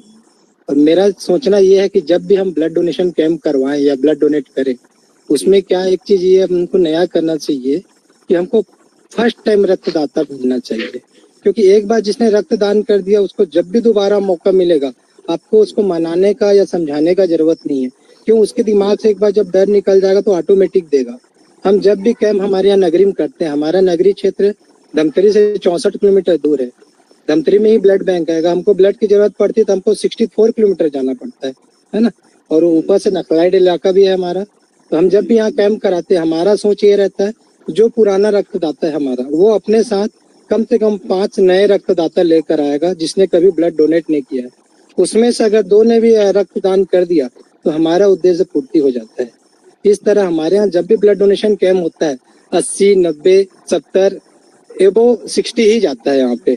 और गांव वाले क्षेत्र में अगर 60 प्लस डोनेशन आ रहा है तो उतने हम अपने आप को धन्य मानते हैं, क्योंकि पहला रक्तदाता हमको मिल गया मतलब हमको खुशी होती है। क्यों, क्योंकि उसको जब भी अब जरूरत पड़ेगा उसको किसी को मनाने की जरूरत नहीं। जैसे हमको पता चला हाँ फलाने को ब्लड की जरूरत है, अरे चल भाई मैं दे देता हूँ। क्यों, उसके मन से एक बार डर निकल गया, और जहाँ डर निकल गया वहाँ पे फिर आदमी स्वतः ही जाके ब्लड देने के लिए चालू हो जाता है। इसलिए कोशिश ये करना चाहिए जितना ज्यादा हो सके फर्स्ट टाइम रक्तदाता ढूंढो, ताकि वो रेगुलर डोनर बन जाए। और जब एक बार रेगुलर डोनर बन गया तो धीरे धीरे समस्या, मैंने अभी एक ब्लॉग पोस्ट किया था मुख्यमंत्री श्री भूपेश बघेल जी के साइट पे कि आप वैक्सीनेशन फ्री में मत कीजिए, आप ब्लड बैंकों को वैक्सीनेशन दे दीजिए। भाई जो व्यक्ति ब्लड डोनेट करेगा 18+ है ना, उसको वैक्सीनेशन फ्री में लगाया जाएगा। और अगर जिसके शरीर में समस्या है या जिसका 12-12.5 ग्राम THB कम है, वो ब्लड डोनेट नहीं कर पाएगा, तो उसको ऑलरेडी वैक्सीन लगाना ही है।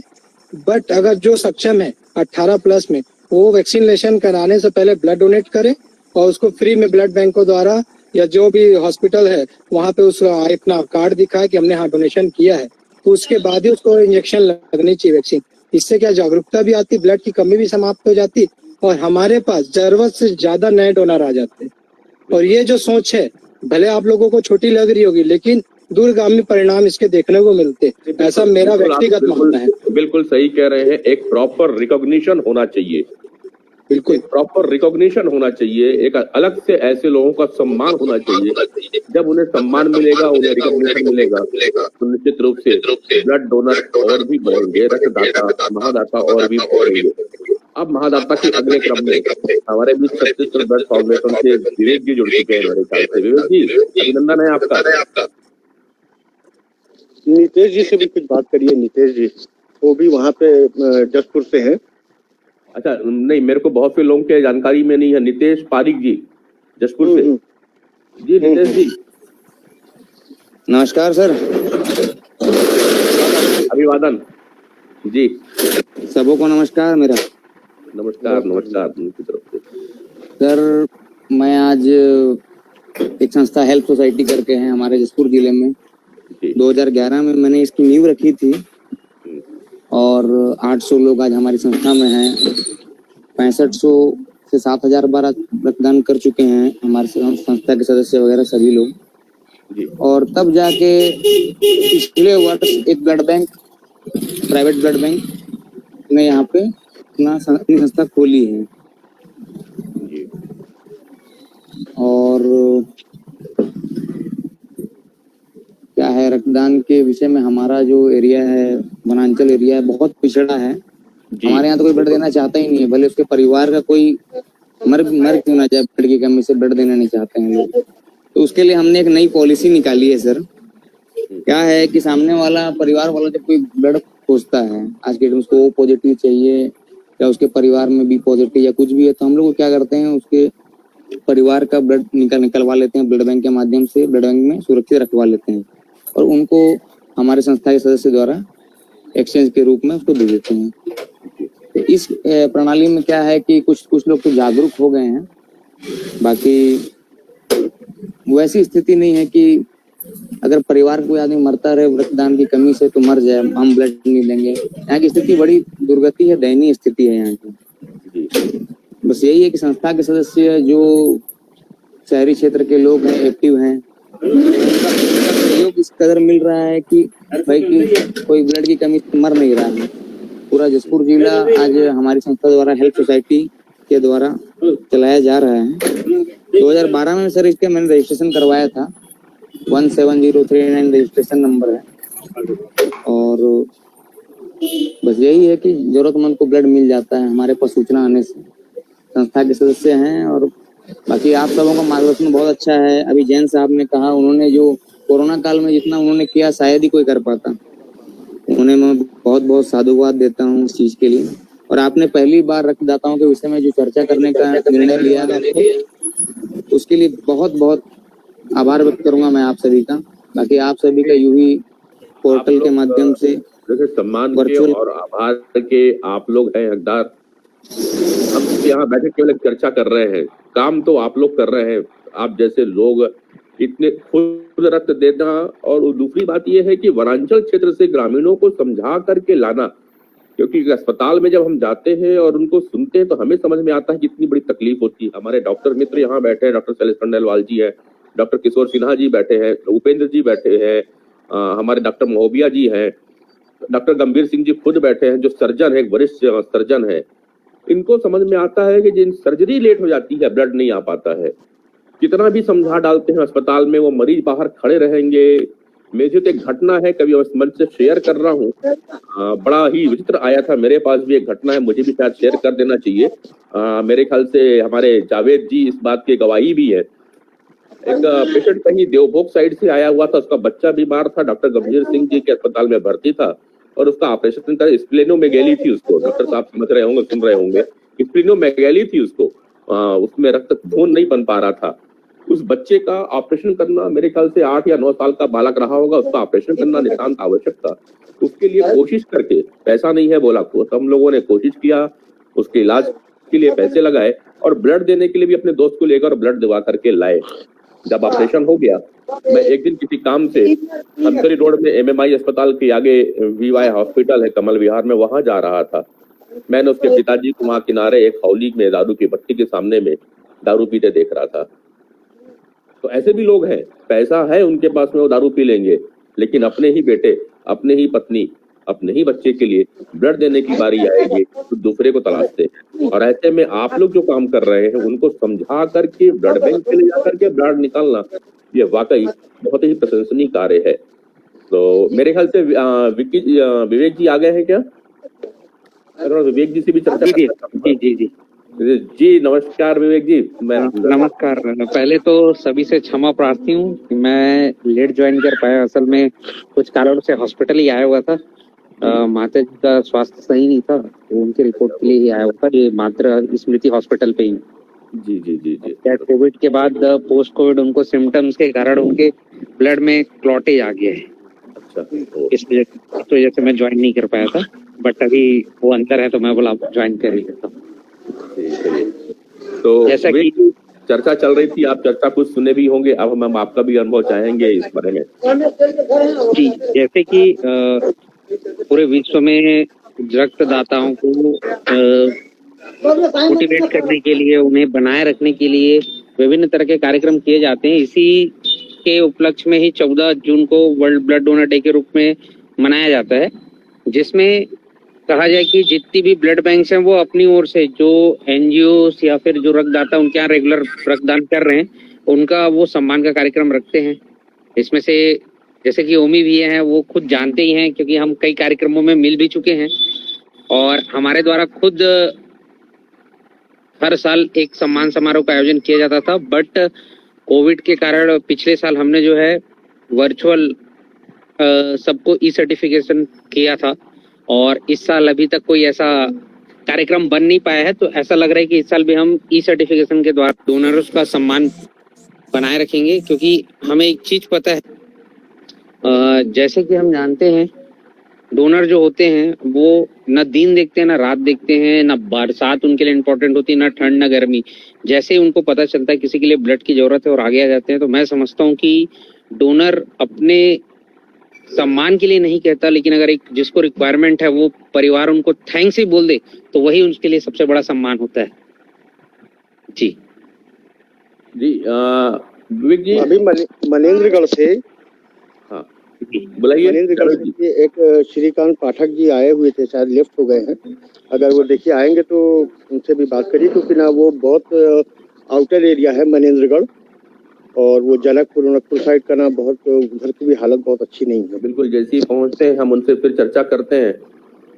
जी जी विवेक जी, आप सभी लोग यहाँ पे उपस्थित हैं। मैं आप सभी डोनरों से एक चीज जानना चाहता हूँ कि जो ये रक्तदाता आते हैं, सॉरी जो मरीज आते हैं जी, और ये अपना ब्लड तो नहीं देना चाहते, लेकिन ब्लड खरीदने के लिए इनके पास में पैसा उपलब्ध हो जाता है और जाते हैं और ब्लड खरीद के चले आते हैं जी। इनके ऐसे लोग को मोटिवेट करने के लिए क्या करना चाहिए? कुछ ऐसा कभी दिमाग में प्रश्न नहीं? जैसे कोई एक मरीज, जैसे आज भी मुझे याद आया, एक मरीज आए, उनको अपने परिजन के लिए ब्लड चाहिए था, उनके जेब में पैसा है, वो ब्लड देने चले आएंगे, हष्ट पुष्ट लोग हैं, लेकिन वो ब्लड, अपना ब्लड नहीं निकलवाएंगे।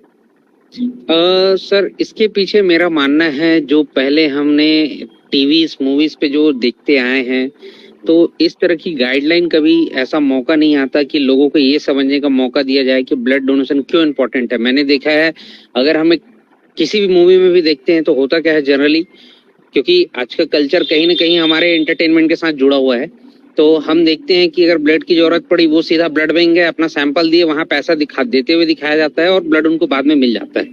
ये एक बड़ा फैक्टर है। दूसरी बात, लोगों में कहीं न कहीं वो भ्रांतियां फैली हुई है, जैसे कि आपको अभी भी पता है कि बहुत से लोग जो वैक्सीनेशन नहीं लगवाना चाह रहे हैं। ऐसे ही सेम कहानी ब्लड के साथ भी है कि लोगों के मन में वैक्सीनेशन है, उनका पहला ही पक्ष ये रहता है कि ब्लड देने के बाद वो कमजोर हो जाएंगे, जो सबसे बड़ी उनकी मेंटलिटी होती है। या कोई बोलता है कि मेरा वेट कम है।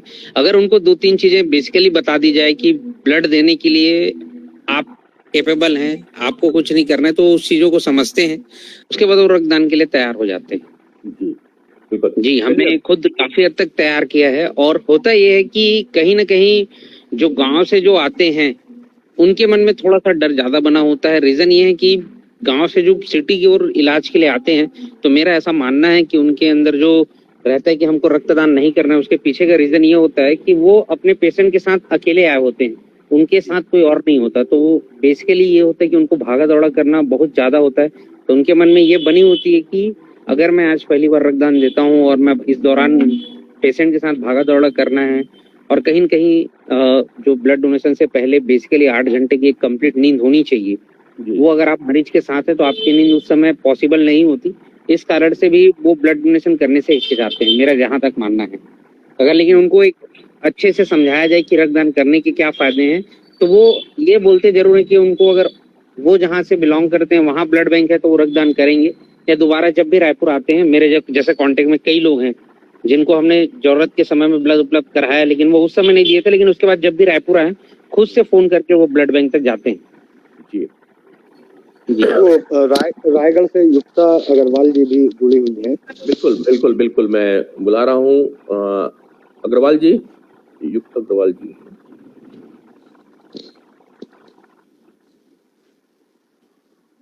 रायगढ़ से शायद अभी नहीं है क्या? अच्छा, लिफ्ट हो गई है क्या? अभी शायद नहीं है। मैं फिर से चलूंगा, थोड़ा सा एक डॉक्टर मित्र का भी एक ले। जावेद जी, अगर कोई ऐसे आ जाए तो याद दिला दीजिएगा, उनको मंच पे अपन ले लेंगे। मैं भी एक से वनांचल क्षेत्र में चलता हूँ। डॉक्टर महोबिया जी से कुछ समस्याओं को जानना चाहेंगे ब्लड को लेकर के, कुछ ऐसी भ्रांतियां जहाँ पे अभी हमारे मित्र लोग साझा कर रहे हैं। डॉक्टर महोबिया जी। जी sir, good evening to all. नमस्कार। सभी रक्तदाताओं को मेरा दिल से सलाम। बहुत अच्छा काम कर रहे हैं आप लोग। और मेरा क्षेत्र भी जैसे कि पांडे सर बता रहे हैं लगातार कि वनांचल क्षेत्र है, तो जितने भी ब्लड यूजुअली वनांचल क्षेत्रों में या गांव क्षेत्रों में ब्लड डोनेशन कैंप वगैरह बहुत कम लगता है।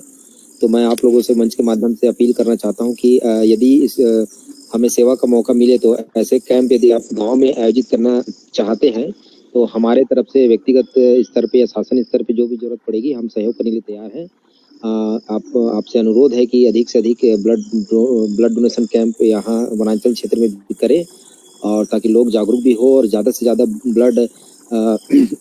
ब्लड हम रखें और ज़रूरतमंदों को सही समय पे उसको पहुंचा सके। तो ये मैं जिनके भी ब्लड बैंक हैं या जो डॉक्टर्स हैं, ये रिस्पेक्टिव जो पर्सन हैं, उनसे अनुरोध करता हूँ वनांचल क्षेत्र में, गाँव में क्षेत्र में अपने यहाँ आमंत्रित करता हूँ, कभी भी आए तो मेरे लायक जो भी सहयोग होगा मैं करूंगा। और ब्लड जय किशन जी, आपसे अपने नियरेस्ट में अनीता जी है, दुर्ग जिला में है, आप वहाँ पे समाज सेवी हैं और ब्लड डोनर का काम कर रही हैं।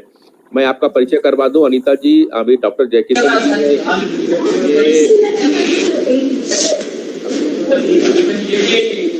जी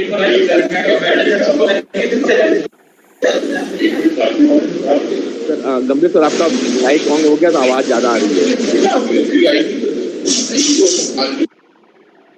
अनीता जी, डॉक्टर जय किशन जी से परिचय करवा रहा था मैं आपको। डॉक्टर जय किशन महोबिया जी, ये जो कंडई के आगे हमारा बॉर्डर एरिया है सालेवारा, वहाँ पीएससी में पोस्टेड है सालेवारा में, और इसी बीच में हमारे पास में कुपेंद्र ठाकुर जी भी जुड़े हैं, वो भी आपसे रूबरू हो जाएंगे थोड़ी देर में। ये जैसी आप पहाड़ी उतरेंगे, पहली मेटा करके गांव पड़ता है, वहां पे है। दोनों चिकित्सक ये चाहते हैं कि आप उस क्षेत्र में भी शिविर लगाएं अगर ऐसा मिलता है, और ब्लड डोनर के लोगों को प्रोत्साहित करें तो और भी ब्लड की जो समस्याएं हैं वो निश्चित रूप से दूर होंगी और बहुतों को मदद मिलेगी।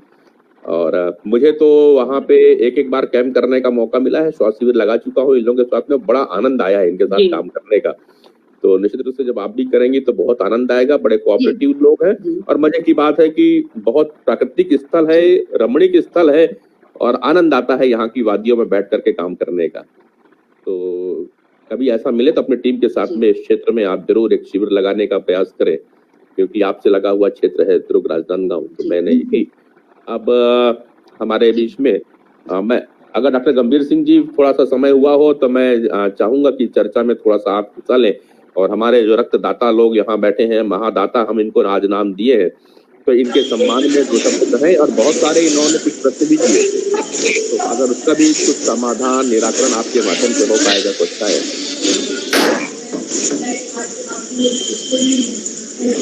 हेलो जी डॉक्टर साहब। हाँ नरेंद्र, एक्चुअली आज का जो जितने भी हमारे इस मंच में जुड़े हुए हैं तमाम सारे जो रक्तदाता या तो जो भी इसमें रक्तदान दाता के रूप में या फिर लोगों को मोटिवेट जो कर रहे हैं, सभी को मैं पहले तो बधाई देना चाहता हूँ। निश्चित रूप से ऐसा काम कर रहे हैं जो जिसमें बहुत मोटिवेशन की जरूरत है, बहुत दिलेरी की जरूरत है और उसमें बहुत सारे ऐसी जो दिक्कतें होती हैं उनका भी सामना कर रहे हैं। वो अनीता जी ने अपना जो अनुभव बताया निश्चित रूप से बहुत ही अनुकरणीय है। हमारे देवी सिंह जी कर ही रहे हैं वहां पर, उनका पूरा वो है। देखिए अभी जिस समय को हम लोग सब लोग जी रहे हैं, निश्चित रूप से एक ऐसा काम है जिसको सामाजिक रूप से करना पड़ेगा। सामाजिक चेतना आ रही है धीरे धीरे और ब्लड हर किसी की जरूरत है जब जान पे बनाती है। क्योंकि मैं सर्जन आदमी हूँ, बहुत कई बार ऐसी अवस्था आई हुई है कि मरीज तो ठीक है ले आया, लोगों के पास में पैसे भी बहुत होते हैं लेकिन लोग भी बहुत रहते हैं, बहुत सारे लोग बाहर खड़े रहते हैं, तरह तरह के सवाल जवाब हमसे करते हैं, हमसे गारंटी की उम्मीद करते हैं कि डॉक्टर साहब ये जो भी ऑपरेशन आप करेंगे वो उससे वो बच तो जाएगा। लेकिन जैसे ही हम बोलते हैं कि भाई वो सब हमारा काम है, हम करेंगे उसको, अभी इनको ब्लड की जरूरत है, तो जैसी ही ब्लड की बात आती है वो सब ज्यादातर अटेंडर वहां से गायब हो जाते हैं। और इसकी कई सारे बानगी और अभी चर्चा हमारे डॉक्टर किशोर ने भी किया और सब लोगों ने, हमारे उसमें बहुत सारे अनुभव हैं। सवाल अभी ये नहीं है कि कैसा क्या है, जितना जब भी हमको भी मौका मिलता है ब्लड देते रहते हैं। मुझे तो मालूम नहीं है कि मैं कितने बार ब्लड दे चुका हूँ, क्योंकि मेरा अपना ऐसा मानना है जिस समय मन हुआ या जब अभी किसी को जरूरत होती है और किसी ने कहा और अगर 3 महीने से ज्यादा हो गए हैं तो मैं अपना ब्लड डोनेट कर देता हूँ। और इस मंच के माध्यम से ये बताना चाहता हूँ कि कभी भी किसी को भी अगर लगे, मेरा बी पॉजिटिव ब्लड ग्रुप है और हमारे पास में बहुत सारे लोगों का वो भी है, नंबर है और हमारा ग्रुप भी है, तो उसके माध्यम से भी मैं जाता रहता हूँ। अच्छी बात है आज की जो परिचर्चा हो रही है, उसमें एक सार्थक जो मैसेज है समाज में जाना चाहिए कि अगर कुछ लोग डरते हैं, हिचकिचाते हैं, तो बहुत सारे लोग ऐसे भी हैं जो इस डर में, ऐसे वातावरण में भी बिना ये देखे कि मैं जो अपना ब्लड दे रहा हूँ किससे काम आने वाला है। क्योंकि जब दान देता है आदमी तो ये नहीं सोचता है कि वो दान किस रूप में जाएगा, वो तो पुण्य का काम है और हम सब लोग कर रहे हैं। तो इन्हीं सारे भावनाओं के साथ में हम लोग लगातार इस प्रयास में जुड़े रहें। समाज में जो बहुत सारी चीजें होती हैं, अभी इसमें ओमी जी खर्चे को लेके बात कर रहे थे। देखिए मैंने अगर अपना ब्लड दान दे दिया और एक बार, तो फिर मैं उसके बाद नहीं सोचता कि सामने वाले उसको कैसा क्या करेंगे, उसका संस्कार हो सकता है। मेरा संस्कार सिर्फ ये है कि मुझे ब्लड देना है और हम जिस समाज में रहते हैं उसकी जरूरत है। ब्लड एक ऐसी चीज है तो हमको देना चाहिए। हेलो जी सर, आवाज आ रही है। हेलो, शायद बीच में कुछ कोई बोल रहे हैं सर? नहीं ठीक है सर, बीच में अच्छा नहीं, मुझे लगा कि शायद मुझे कोई कुछ और कहना चाह रहे हैं। तो सभी लोगों को ब्लड देना चाहिए जो भी उस आयु वर्ग के हैं और जो सक्षम हैं और जो मेडिकल फिट है। कहीं इसमें कोई दिक्कत नहीं है, सिर्फ इसी भाव के साथ में कि भाई मुझे अपना काम करना है, बाकी लोग कैसा क्या कर रहे हैं। क्योंकि हम अगर ये सोचना जिस समय शुरू कर देते हैं कि इसके सामने वाला नहीं दे रहा है या फिर वो आनाकानी कर रहा है, तब तक ये ऐसा समय रहता है जब जिस समय ब्लड की जरूरत पड़ती है बहुत ही इमरजेंसी होती है, हम लोग ऑपरेशन करते रहते हैं, अचानक ऑपरेशन थिएटर में रहते हैं और कभी कभी ऐसी सिचुएशन होती है कि भाई तुरंत ब्लड अरेंज किया जाए। उस समय अगर ब्लड आ जाता है तो बहुत सारे मरीजों को सही समय पे ब्लड देके और न सिर्फ जो सर्जिकल प्रोसीजर है वो अच्छा हो जाता है और भी आगे जो कॉम्प्लिकेशंस होने वाले ऐसे गलत चीजें उनको रोका जा सकता है। तो मेरा सभी से आग्रह है कि इसमें ज्यादा हम ना सोचें, हमें सिर्फ इतना होना चाहिए कि एक मोटिवेशनल चीजें मन में रहे और हम अपना काम करें। बाकी समाज में तमाम भ्रांतियां हैं, तमाम तरह की बातें होती हैं, उनको चिंता करने की जरूरत नहीं। जी नरेंद्र। अपने डॉक्टर उपेंद्र जी। जी सर। अनुभव आपका भी चाहेंगे समाप्ति पहली? जी बिल्कुल सर। जी सर। गंभीर सर को प्रणाम करता हूँ। नमस्कार नमस्कार उपेंद्र, नमस्कार। मेरे मन का जो प्रश्न था सर उसका उत्तर आपने बिना पूछे ही दे दिया सर। एक प्रश्न चल रहा था जिसका उत्तर आपसे ही मिल गया मुझे, तो मैं संतुष्ट था इससे। Thank you. मैं अपना 2 अनुभव शेयर कुछ नहीं सोचना है उपेंद्र, तुम आप लोग जो काम कर रहे हो वो इतना अग्रणी काम कर रहे हो वहाँ पर, ये ब्लड और ये सारी जो चीजें हैं उससे भी कहीं ऊपर काम कर रहे हो, ये मैं जानता हूँ बहुत अच्छे से। हाँ उपेंद्र, कुछ कह रहे हैं, कुछ सवाल है? जी सर। मैं सर अपना 2 अनुभव शेयर करना चाहूंगा। एक्चुअली सर मेरा जो ब्लड ग्रुप है वो ए नेगेटिव है। तो एक बार अवसर आया मुझको ब्लड डोनेट करने का। मैं उस समय कवर्धा में पढ़ाई कर रहा था। मेरी आवाज आ रही है ना?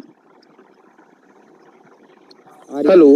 हाँ आपकी आवाज आ रही है, आ रही है। तो अचानक बैठा हुआ था चाय की दुकान पे, चाय पी रहे थे। एक भाई आया कि किसी का ए नेगेटिव ब्लड है क्या भैया करके।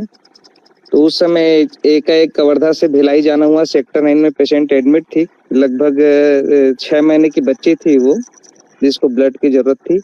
तो एक बार ब्लड दिया वहां पे और वास्तव में मुझको बहुत खुशी हुई सर। उस समय मेरा वेट भी काफी कम था। जैसे जो बॉर्डर लाइन पे थे वहाँ डॉक्टर साहब बोले कि तुम बॉर्डर लाइन पे बेटा, तुम्हारा ब्लड ले या नहीं ले हमको सोचना पड़ रहा है करके। बोले ले लीजिए सर करके। तो वहां से निकलने के बाद जो खुशी हुई थी, मैं सोचता हूँ कि उतनी खुशी आज तक मुझे कभी नहीं मिला थी। उतनी खुशी मुझे आज तक नहीं मिली सर जो खुशी उस दिन वहां मिली थी।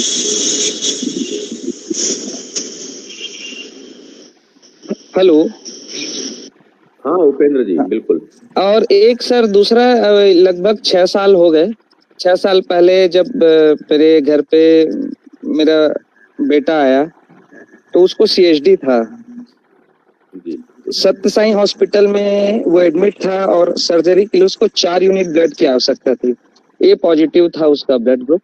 तो उस समय सत्य साई हॉस्पिटल से बोले कि 4 यूनिट चाहिए आपको, सिटी ब्लड बैंक से आप डोनर लेके ले आएंगे करके। तो वहाँ की मैंने देखा सर कि वहाँ हमको 0 कास्ट पे ब्लड मिल गया, हमारे डोनर भी गए, डोनेट भी किए और 0 कास्ट पे मिला।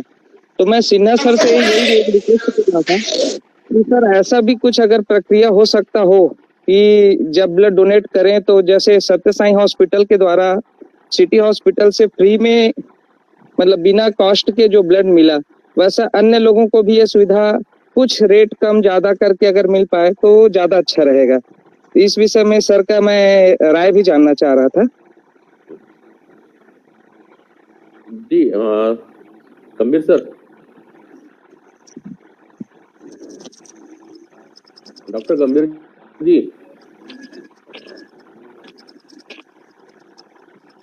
ब्लड एक्सचेंज की बात है कुल मिला के उपेंद्र, है ना? जी जी जी। ब्लड एक्सचेंज की बात है कि अगर कहीं पे ऐसा है, अगर ये सुविधा हो जाए, वाकई दूसरी जगह कर लेते नहीं है, अगर ये सुविधा हो जाए तो वाकई काफी राहत की बात हो जाएगी। आने वाले समय में ये बातें अपन को ब्लड बैंक के जो संचालक है उनके मध्य में रखना पड़ेगा। ये आपका जो सुझाव है, तो मैं समझता हूँ कि इसको अगली बार अपना जो इस तरह से हमने रक्तदाताओं की आज बैठक की है, ऐसी ही एक बैठक मुझे कुछ अपने जो ब्लड संचालक लोग हैं उनकी भी करनी होगी, क्योंकि उनके बीच का भी सामंजस्य बनाना बहुत आवश्यक है। क्योंकि ब्लड डोनेशन तो कई बार चलती है, हमारी बहन दुर्ग में दे रही है, कोई हमारा भाई धमतरी में दे रहा है, कोई जसपुर में दे रहा है। अब वहां का पेशेंट यहाँ आया है अब वो तो ब्लड किसको दिया था, जशपुर में दिया, वो उसका ऑपरेशन रायपुर के किसी अस्पताल में हो रहा है, अब बोले ब्लड, तो वो वहाँ हेल्प नहीं कर पाते। कुछ ऐसी एक व्यवस्था बन जाए जो इंटरचेंज हो जाए, तो आने वाले समय में उपेंद्र जी चर्चा करके आप पर इसमें फिर बैठेंगे। और डॉक्टर किशोर जी कुछ बोलना चाहेंगे उपेंद्र जी के सवाल पे? दिख रहे हैं मुझे।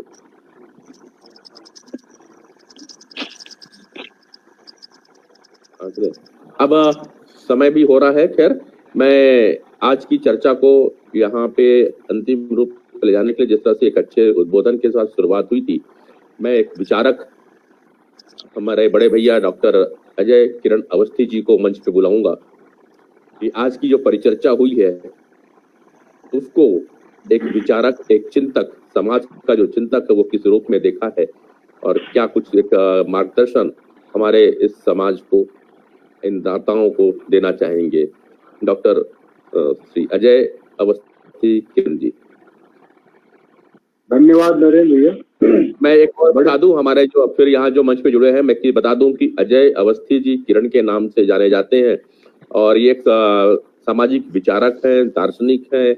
इनके बहुत सारी 2-3 किताबें मैंने खुद पढ़ चुकी है जो प्रकाशित हुई है, और ये आज भी काफी समय से आकाशवाणी रायपुर के चिंतक में अपने विचारों को रखते आए हैं। सुबह 7 बजे शायद एक प्रोग्राम, 7:05 तक प्रोग्राम आया करता है, अगर मेरी जानकारी में है, क्योंकि रेडियो सुनना कम हो गया भैया किताबें, इसीलिए मैंने कहा आप हमारे मंच पे आए और थोड़ा सा आपका जो विचार है उसका लाभ हमारे मंच को मिलता रहे और उसके माध्यम से जो युवा पीढ़ी जो हमारे साथ फेसबुक के माध्यम से जुड़ रहे हैं उनको लाभ मिले। जी क्षमा चाहूंगा, आपको बीच में रोका था अजय भैया। नरेंद्र भैया, बहुत कम समय में इसको समाप्त करते हैं।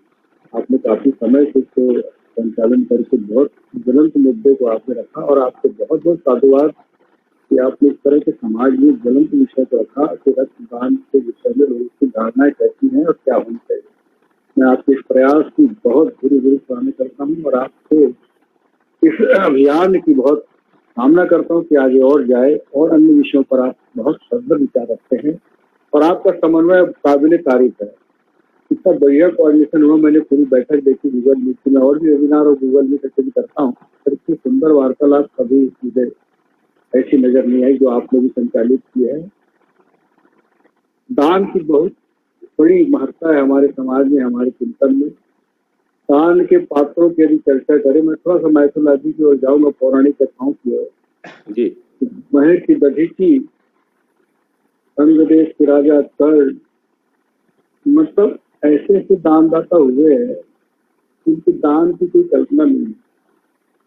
पर दानधारी दिनकर जी की 4 पंक्तियां मुझे हमेशा प्रेरित करती हैं और मैं भी जब परमार्थ के काम में कभी मुझे ईश्वर निमित्त तो बनाते हैं, कभी मेरे हाथ से कुछ हो जाता है भला किसी का, तो दिनकर जी की वो पंक्तियां मैं हमेशा दोहराता हूँ कि चाहे जो भी फसल उछाले कि जलधार बहाता चल, जिसका भी घर चमक उठे तो मुक्त प्रकाश उठाता चल।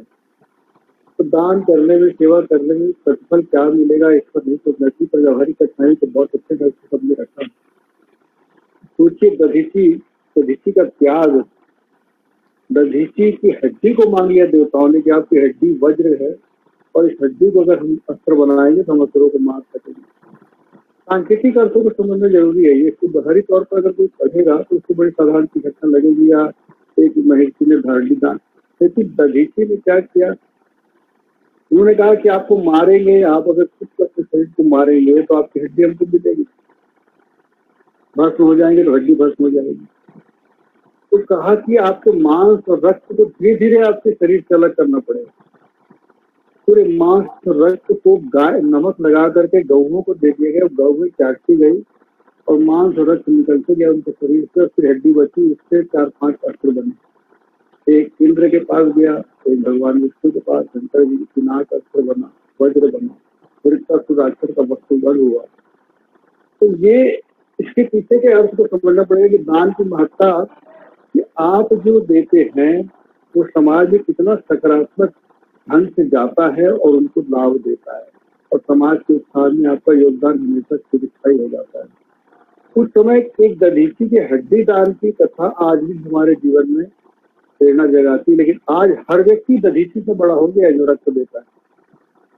रक्तदान की बूंदे शरीर में देना विज्ञान की बदौलत जीवन दान देना कितना बड़ा त्याग है। और आज का मनुष्य निश्चित रूप से मानवीय दृष्टिकोण से बहुत ऊंचाई पर है, और ये ऊंचाई जो उसको मिल रही है ना, इसी मानवता के कारण आज धरती में कहीं ना कहीं संतोष है, सुकून है, आनंद है। अन्यथा स्वार्थ पूरी जिंदगी व्यक्ति को बहुत ज्यादा संकुचित कर रही है।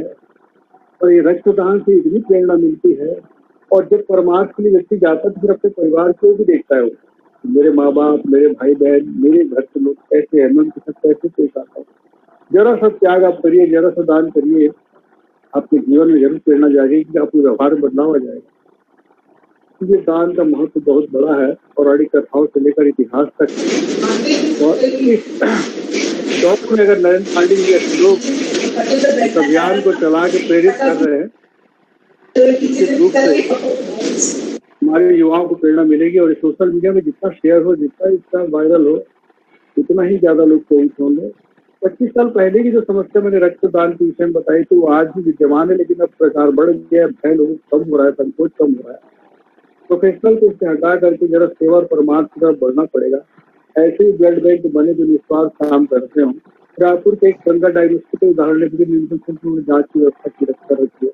ऐसे ही ब्लड डोनेशन के लिए भी संस्थाएं आगे आए और अपना लैब बना करके, अपना ब्लड बैंक बना करके निःशुल्क रूप से ब्लड उपलब्ध कराएं ऐसे लोगों को जिनके जीवन दान की दस्तक की बहुत आवश्यकता है। मैं बहुत बहुत साधुवाद देता हूँ आज के आयोजन की, और आगे आयोजन के लिए भी आपसे निवेदन करूंगा, मुझे अवश्य जोड़े।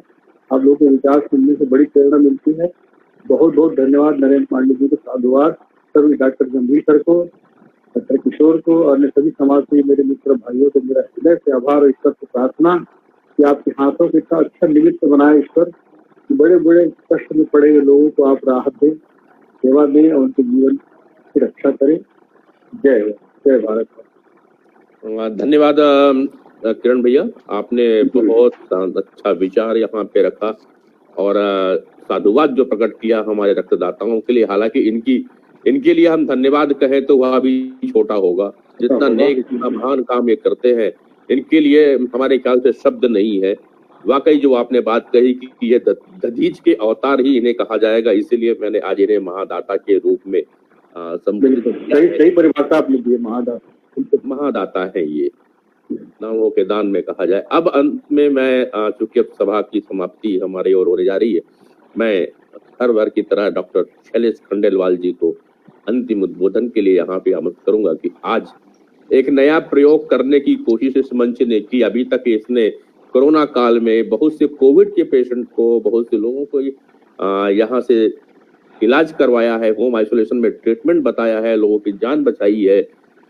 आज पहली बार हमने एक कोशिश की, हमने जो रक्तदाता लोग हैं उनको बुला करके यहाँ पे उन्हें सम्मानित करने का एक कार्य किया। एक नई विचार की श्रृंखला को हम आगे ले जाने की कोशिश कर रहे हैं, और विचारों की श्रृंखला को आने वाले समय में हम हमारे भाई किरण जी के साथ में और आगे बढ़ाएंगे। पत्रकार हमारे पास में सलाम छत्तीसगढ़ से जावेद जी है, मैं चाहूंगा कि उनकी भी नेटवर्क बहुत बड़ी है और ये भी विचारों के धनी लोग हैं, तो ऐसे लोग यहाँ पे आए और एक प्रेरक का काम करें ताकि समाज का उत्थान आगे हो सके। मैं अंतिम शब्दों के लिए डॉक्टर शैलेश खंडेलवाल जी को अब आमंत्रित करूंगा अपने व्यक्तिगत विचारों के साथ में सभा की समाप्ति की ओर। जी नरेंद्र जी, धन्यवाद। आज ये मंच ग्लोबल हो गया, व्यापक, ग्लोबल। अब जो चर्चा, हमारी चर्चा ग्लोबल चर्चा, ये इस प्रकार होते जा रहा है, क्योंकि अभी तक चिकित्सा संबंधी, और आज मुझे 3-4 बार हटना भी पड़ा क्योंकि कुछ मिलने आ गए थे, फिर मैं ज्वाइन करते रहा। तो ग्लोबल होने से 2 फायदे अपने को मिल पा रहे हैं मंच में। एक तो क्या है, जैसे आज दाता लोग जुड़े, कल शिक्षाविद जुड़ेंगे, कुछ एग्रीकल्चर से जुड़ेंगे, परसों टीचर से जुड़ेंगे, तो सबकी समस्याएं को पूरा सुनते हुए मंच आगे चलते जाएगा। तो लोगों को एक नया अनुभव आज सुनने में बहुत अच्छा लगा। रक्तदान, महादान, कई लोगों की बातें पता चली, जो अभी भी बहुत सारी जिज्ञासाएं थी। तो इसका पार्ट 2 भी अपने को करना ही पड़ेगा कि जो 1000 रुपए लेते हैं वो वापस होते हैं कि नहीं, 1450 जो ले रहे हैं वो उसके ऊपर 1000 रुपए लेने की ये गवर्नमेंट की गाइडलाइन थी कि इन्होंने ही बना दिया। डॉक्टर शैलेश जी, सेकंड में करेंगे पार्ट 2 में। अच्छा याद दिला दिए। मैं एक चर्चा जो कि अपने डॉक्टर उपेंद्र ठाकुर ने यहाँ पे रखी कि कई बार क्या होता है, मरीज को क्या दूसरे अस्पताल में अगर दूसरे ब्लड अस्पताल भर्ती जहाँ पे खुद का ब्लड बैंक है, अगर ये बंदा अपने किसी दूसरे ब्लड बैंक से ब्लड देना चाहे तो क्या ये वहां पे लिया जा सकता है? इस विचार से भी अपने को एक बार चर्चा करना होगा डॉक्टर साहब। तो ये सब क्या है, अपने को पार्ट 2 करना ही पड़ेगा। अभी बहुत सारी जिज्ञासाएं मन में उठ गई हैं।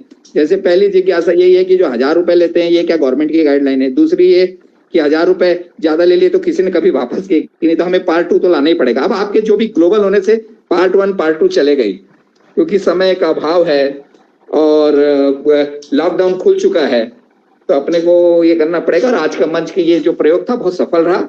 मैं आदरणीय गंभीर जी को, डॉक्टर अखिलेश दुबे जी को और हमारे कोऑर्डिनेटर नरेंद्र पांडे जी को धन्यवाद देता हूं। और फिर कल ट्यून हो जाए 7 बजे नए विषय के साथ। नए आपको कल सुबह हाईलाइट हो जाएगा कल कौन आ रहे हैं, तो भूले नहीं, इस चर्चा में जुड़े रहिए। चर्चा से ये पोस्ट कोविड में ब्रेन और आपका मन और हृदय स्वस्थ रहेगा। धन्यवाद। जय हिंद, जय भारत, जय छत्तीसगढ़। कल 7 बजे फिर आप, हम और नरेंद्र पांडे। जय हिंद, जय भारत। आप सभी को बहुत बहुत साधुवाद, शुभ रात्रि। कल 7 बजे मैं फिर मिलूंगा नए विषय के साथ में। कल हम वैसे बात करने जा रहे हैं कि कोविड के बाद में सर्जरी का स्वरूप कैसा हो गया है। इस विषय पे कुछ सर्जनों से हम बात करेंगे, क्योंकि सर्जरी बहुत जरूरी है। आज हमने ब्लड डोनर की बात कर ली, ब्लड जरूरी है, सर्जरी के लिए बहुत जरूरी पड़ती है। तो कोविड के बाद सर्जरी में या सर्जन को क्या चाह रहे हैं, इस विषय पे हम बात करेंगे अपने कुछ सर्जन लोगों के साथ में। और परसों हमारे बीच में फिर आ जाएंगे डॉक्टर राहुल कपूर जी, जो कि प्रसिद्ध यूरोलॉजिस्ट है। पथरी, किडनी स्टोन, पेशाब में जलन, इन सारी समस्याओं पे हम उनके ऊपर में चर्चा करते रहेंगे। तो आप सभी को शुभ रात्रि, धन्यवाद।